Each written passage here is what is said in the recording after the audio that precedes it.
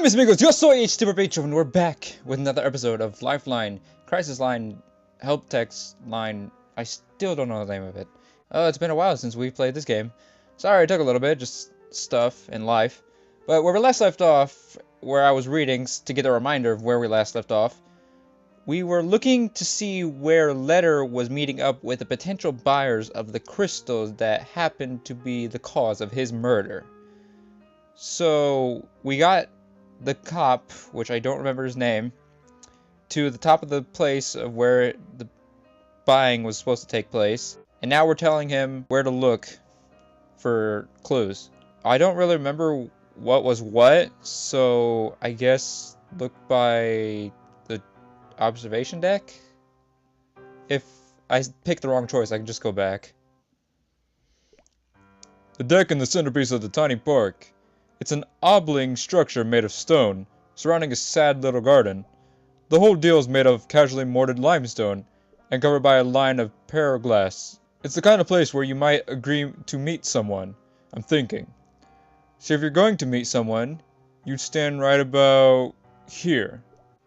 From here, you can lean against or sit on half of the wall that surrounds the deck and look right down the stairs. You'll be able to see anyone coming up them easily. There's a trail off to the north, which leads back down to the road along the cliff face. I guess someone could sneak up on you that way. What are you thinking? You got a clue? You got the case solved? I'm thinking that you can't really sneak up on someone on this deck. It's too open and too quiet. Especially at 6 a.m. If that's actually when it happened.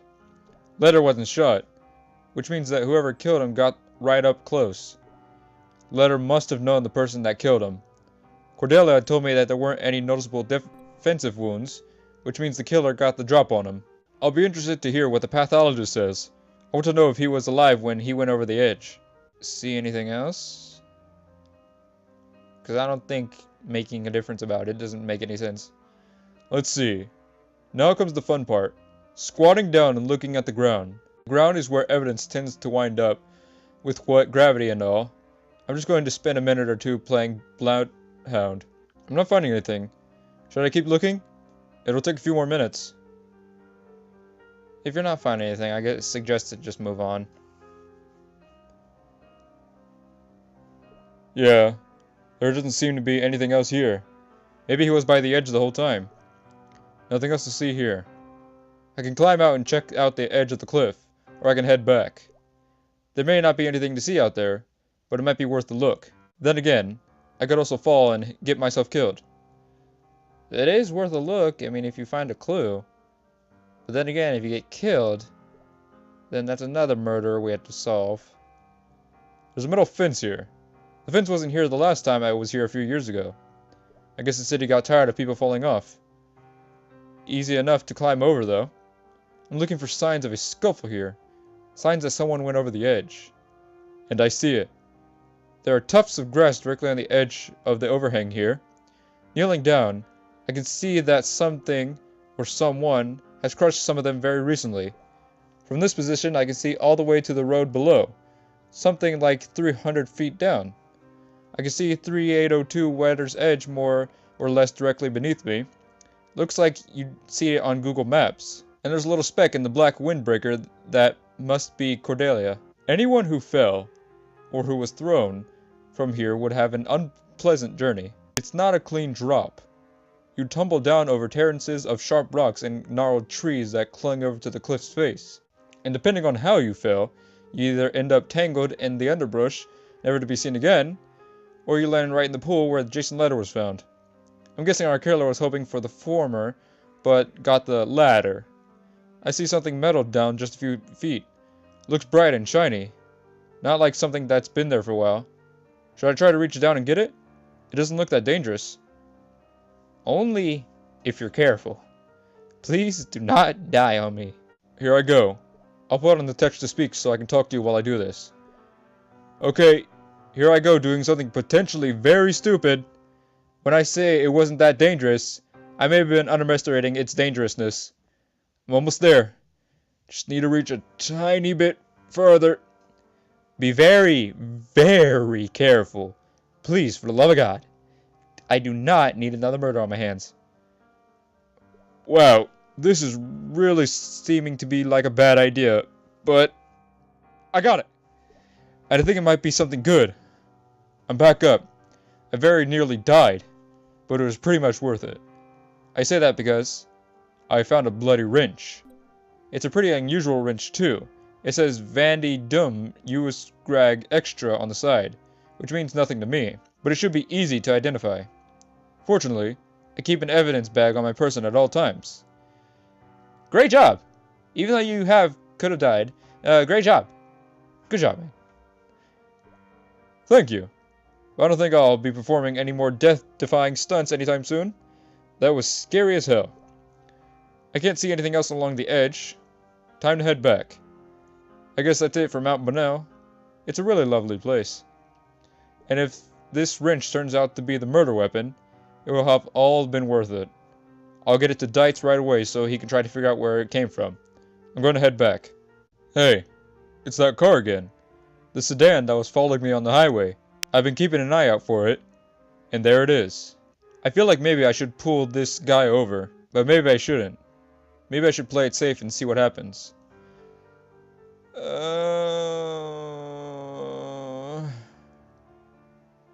Yeah, don't risk that. The death-defying stunts you could do, but yeah, I don't trust them at all. Huh. The driver just sped up and pulled past me. Now he's gone. I feel like maybe I should have seen what that guy was up to. It's time to do the other interview, I think. We interviewed Mary Jo already. Now we should go talk to Letter's co-workers. The office isn't far from here. I just need to cross the famous Congress Avenue Bridge and then head downtown. I just pulled over for a minute. Why? Are you alright? And did anything happen to that wrench? And you? And by wrenching you, I mean, did something happen for you to get two together to get injured or anything way, shape, or form? Shit, my game froze. Fuck! Yeah, I'm okay. Sort of. Just when you lived in a city your whole life, the ghosts of your past are everywhere. And sometimes they leap out and say, boo! Seeing the Congress Avenue Bridge reminded me of this one time my dad brought me and my sisters here to see the bats. There are literally millions of bats that live under this bridge. Anyway, when we were sitting on the grass outside the Statesman building, on a blanket, my little sisters were running around the hillside like idiots. I was maybe 8. And all of a sudden I looked up and saw a black cloud coming from another bridge. I pointed to it and said, "Is the bridge on fire? I see smoke." My sister Cameron shoved my shoulder. "That's not smoke," she said. "Those are all the bats." I looked closer and she was right. What I had mistaken for smoke was actually a stream of tiny flying creatures. And I think a huge one that might have been Batman. There were so many of them that my brain couldn't process them as individual creatures. They kept coming and coming. Thousands upon thousands of them. Splitting up and dividing into streams that spread out across the evening sky.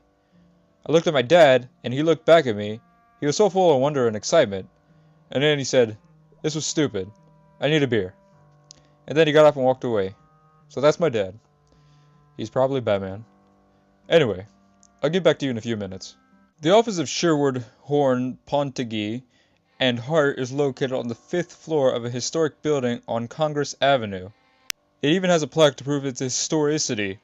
It was a hotel when it was built in 1876. Wow, that building is old. Now the whole thing has been renovated, and it's all modern inside. Something about all this modern bugs me. I'm in the lobby, just getting on the elevator. Wow, this elevator is nicer than my house. Anyway, when it opens, it plays what sounds like an MP3 of an old-fashioned elevator going ding, as if to assure whoever is riding in it that it's only carrying you ironically. Ding again as the door opens. I'm imagining that the ding is actually in quotation marks. Here's your floor, if that's what you're into. What do you have against modern? Are you one of those people who like the oldies but goodies? And fuck, my game crashed again. God damn it. I didn't used to be such a wet blanket about it. It's just that now that everything in Austin that used to be something else is getting retrofitted and or turned into condos. It's like the invasion of the body snatchers. Except the pods all have quaint shops on the first floor and stained concrete floors. I guess I'm shoving my blue collar roots here. I'm on the 5th floor now. Let's leave all talk of elevators in the elevator. I'm gonna go talk to the receptionist. Hang on. Okay. The receptionist is going to Letter's boss. Finally, the receptionist is coming back. She's got an older guy, who I assume is Letter's boss, and a young woman with her. The young woman is carrying a day planner and a laptop. Looks like they've already heard the news about Letter. I wonder how. Hello, Detective. Jeff Sherwood. Thank you for coming down. Thanks again for agreeing to meet with me. This is Rachel Mellick. She was Jason Letter's paragal. She'll be able to tell you a lot more about his doings than I will. This place is fancy. Everything is shiny and new, other than the decorative building. Definitely not a mom and pop organization. Rachel, the paralegal, has clearly been crying. She looks to be in her mid-20s. Red hair, stylish clothes, no ring. Ooh, Alex, I think you should... Well, your name's Alex, right? Yeah, your name's Alex. Alex, I think you should get her number. I mean, you're probably married, but I'm full on ready. What? Nothing. Never mind. Forget everything I said. Okay, I mentioned lack of ring because rich, married lawyers, and pretty young paralegals. Do I need to complete the thought? No, you do not. We'll talk in the conference room just down here. We got your warrant to search his office. Your people are welcome to have it. Just do me a favor, and if anyone asks why, tell them it's the insider trading. It can help me get clients. Who would you like to talk to first? Like I said, I was Jason's supervising partner. Rachel probably knows more. I'm not taking any favorites at all, but I just think Rachel would be a good idea to talk to. No favorites. No favorites at all. I just got a strong feeling to talk to Rachel. Why don't I start with Miss Mellick, and I'll get you later. Works for me. I'm up to my neck trying to deal with all of Jason's clients. They call expressing sympathy, but what they really want to know is, are we still working on their business? Sherwood's gone. Now it's just me and Rachel Mellick. How can I help you? I guess the most important question is, what do you know about Jason Letter's whereabouts yesterday morning? I'd figured you asked about that. She's holding out the day planner, open to yesterday's page. You can see here, the only thing he had on the books was yesterday at 5:45 a.m. In the book, she's written 0545, meet with Guy from P. There's no spot for 5:45 a.m. in the book, so she's written it above the ruled lines with work hours on them. I copied this off his phone. He's really bad. He was really bad about putting stuff on the computer. Was it weird for him to have a meeting this early? I'd say usual, but not unheard of. Jason was a fitness nut. He got up really early just to go running. Sometimes people would go running with him. And who or what is P? Your guess is as good as mine. Is it like him to be so vague about things like this? Oh yeah. All sorts of abbreviations and things. Press her on what P might mean. I mean, if it stands for penis, I got you, Rachel. No, I'm sorry. Stop it. If you have any wild guess, who might Guy from P represent? I guess if it had anything to do with Mary Jo Irving, it would be Pear's son. But it wasn't a guy he was dealing with. It was a lady. Her name was Garza. Like I said, it's just a guess. I don't even know what the meeting had to do with Mary Jo Irving. I want to ask what she thought of Letter. Should I ask her what she thought of him as a person, or what she thought of him as a boss? Ask what kind of person she thought Letter was, not what kind of boss he was. It would be a little more helpful to see what kind of person he was in general before we learn about him being like a boss. Can you tell me a little about Jason Letter as a person? What can I say? He was so wonderful. He always treated me so well. For my last birthday, he got me this watch. She's holding out her watch. It looks pretty gorgeous. I looked it up online. This thing costs $5 grand. Can you imagine paying $5 grand for a watch? For your Kerlegal? Oh my god. Letter. Why did you not get in her skirt? Letter. Why? You paid $5 grand for a watch for your Kerlegal. I think that's what it's called. Rachel, you... You spoiled little girl. Not on my salary. Huh, you and me both. But so that's the kind of guy he was. Just really sweet and really thoughtful. Very smart. Intellectual, you know. Should I ask if Letter seemed happy, or should I jump right in and ask if they had an affair? Oh, that would be something very spicy to know about. But, well... Yeah, let's see if they had a relationship. I just want to get some juicy bits. There's no easy way to ask this, Miss Melick. But were you and Jason intimate? She busted out giggling. FYI. No, Jason wasn't really my type. Wrong gender. Oh, she's a lesbian. Even better. But I will say that if I decided to change teams, Jason would have been the one I'd... Her smile just vanished and now she's got tears in her eyes. Oh God. It's just... You know... Hit me. He's gone. And he's not coming back. I'm very sorry. I mean, he was just here the day before he died. And he was like, "What are you having for lunch, Rach?" And I was like, "I have a sandwich." And I was like, "What are you having for lunch?" And he's like, "Sushi." And then I just went on and on about how I don't like sushi. And that was me wasting his last day on the planet. The last thing I ever said to him was that I'd never eaten an octopus. I feel like such an idiot. Why don't you comfort her just for a second? She seems a little upset. It's okay, Rachel. You didn't have any way of knowing what was going to happen. And there was nothing you could have done to prevent it, I'm sure. But with your help, I can catch the person who did it. Understand? She's nodding, her head down. I want to know if Letter seemed happy, but I also want to know if she can think of any clients that stuck on her as odd. Ask about unusual clients. I think that would get us more into what we need. Can you give me a list of all the projects Letter was working on? Yes, of course. There are a few. Some of it's privileged, so I'll have to go over it with Mr. Sherwood. That's fine. Any of those clients stand out as potentially dangerous, or unusual in any way? Oh, absolutely. The Mary Jo Irving thing, the crystals, stuff got weird on that one. Weird in what way? As soon as he started asking questions about those crystals, we started getting some weird calls. What can you tell me about those calls? Do you have a list? Oh no, it was just a couple, but they were strange. She's looking at her laptop. One was from this lady named Garza. She was really intense. And one was from this guy in Sweden. Sweden? This is located in Austin, Texas, and you got a call from Sweden.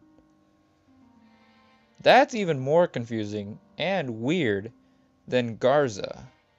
Tell me about the call from Sweden. We need to know more about the Sweden call. Sure. It was about a week ago. This guy with a heavy accent called. He said that he represented the Stockholm branch of something called the Permanent Working Group. Like that was something I was supposed to be impressed by. There was just something really menacing about him. What did he sound like? I was telling the other paralegals that he sounded like a priest from The Exorcist. Max von Sydow? Yeah, that was what the guy on the phone sounded like. Scary and overbearing. When Jason got off the call, he was really agitated. Did you ask him about it? Yeah, he just said, "Don't worry about it." And that was that. But it seemed really strange. What should I ask her next? Ask about Garza's call. That would be also helpful too. The Sweden one, I don't think that was any helpfulness, but Garza might be some help. Tell me about the call from Garza. Who was she? She's the woman from the Purse Sound Corporation. 2 days ago, she calls and demands to speak to Jason. She's telling him that he needs to sell the crystals to her, and that's all there is to it. And she says that nothing is going to stand in the way this time. What did Letter say? Jason said, "We'll see." She was livid, but I know they spoke again later, so they must have worked something out. So that's interesting. What should I ask her next? It might be good to know if Letter seemed happy before he died. But I could also stop here. Well, Fine, then. Ask if Letter seemed happy in any way, shape, or form. Did he seem happy? Like lately? Or just in general? Either. Both. He always seemed happy to me. I didn't notice anything unusual lately. I mean, I think he had a really bad family life, maybe. Why would you say that? Sometimes he would get calls from people, like his stepbrother. His family are from out in West Texas someplace. Jason would tell him to F off and stuff, hang up on him. But that was like literally the only time I ever saw him get mad. And of course he fought with his wife sometimes. But all married couples do that, right? I wouldn't know. I can't think of any other questions to ask except for one. Rachel, who do you think held Letter? She's shaking her head. I can't imagine why anyone would. So there's that. Who do you think I should talk to next? Oh, you know who else? You should definitely speak with Rodney Ross. He and Jason knew each other pretty well. Who's he? Another attorney? An associate, yes. He and Jason got hired on the same time, and they worked together a bunch. Huh. Now, is the question. Should we interview Sherwood, his boss? Or should we interview Rod Ross, his basically co-worker? Who would have more information for us? That is something we're going to have to figure out in the next episode. I'd like to thank you guys so much for watching. I hope you guys did enjoy, and I'll catch you on the next one. Hasta la vista, baby.